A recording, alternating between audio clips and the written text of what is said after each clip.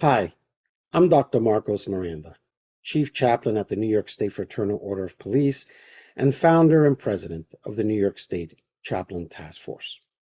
On behalf of our state president, Michael Essig, I'd like to welcome you to Faith and Blue.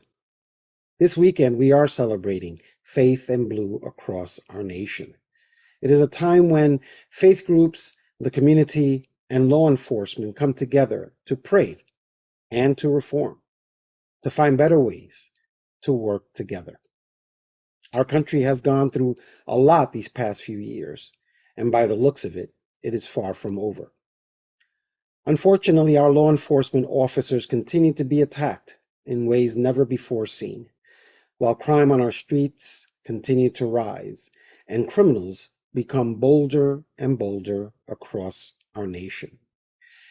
You see, if we truly believe that lives matter and that our children matter and that our communities matter, then we must back the blue.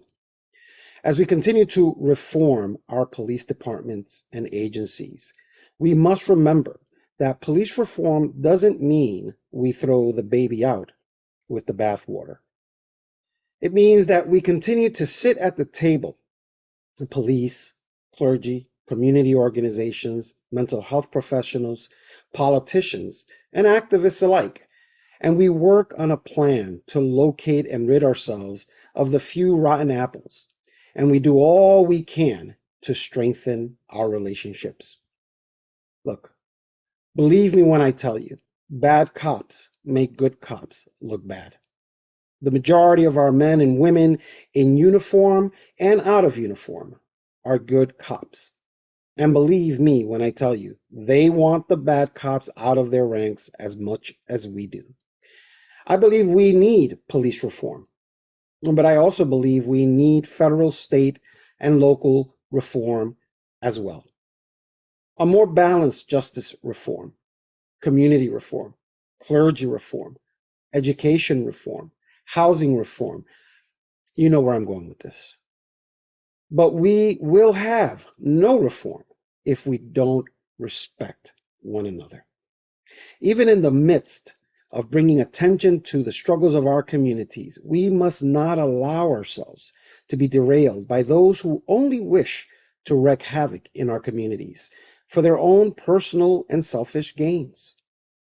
Law enforcement is not an easy job, yet there are many who choose to wear the shield and to serve each day.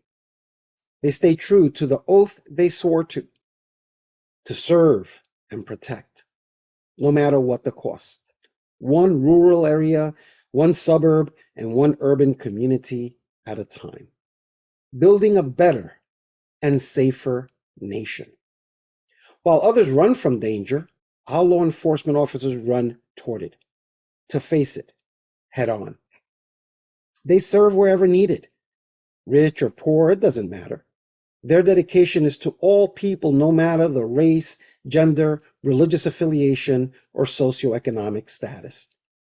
In order to have true reform, we must all be willing to reform. We must all be willing to make changes in the way we do things for the betterment of humanity. We must do everything in our power to work together.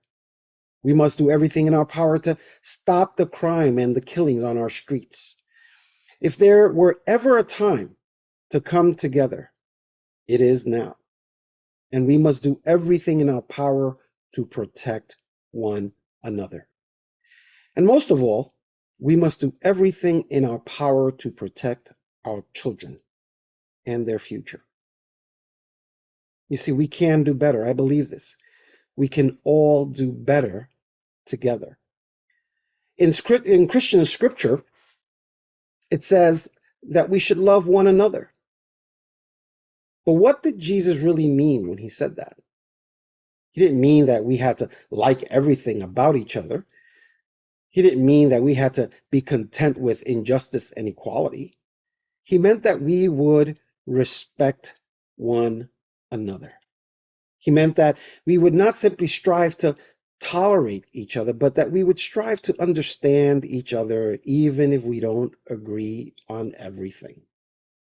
He meant that we would forgive one another.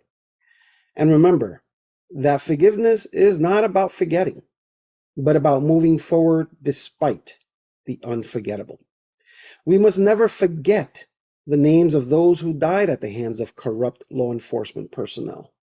However, we must also never forget the hundreds upon hundreds of names of law enforcement officers and agents who made the ultimate sacrifice while trying to serve and protect others. There is plenty of pain and suffering to go around. This is unfortunate. Pain and suffering can give way to constructive behavior or to destructive behavior. It all depends on the strength of the conduit. It all depends on us. I like to believe that out of the ashes rises hope. We've done a lot in the past few years to bring police and community together, and we can do better. Let us continue to support one another, and together we can take back our communities from those who are bent on destroying them. With that said, I'd like to thank each and every one of you for all that you do. God bless you, and God bless the United States of America.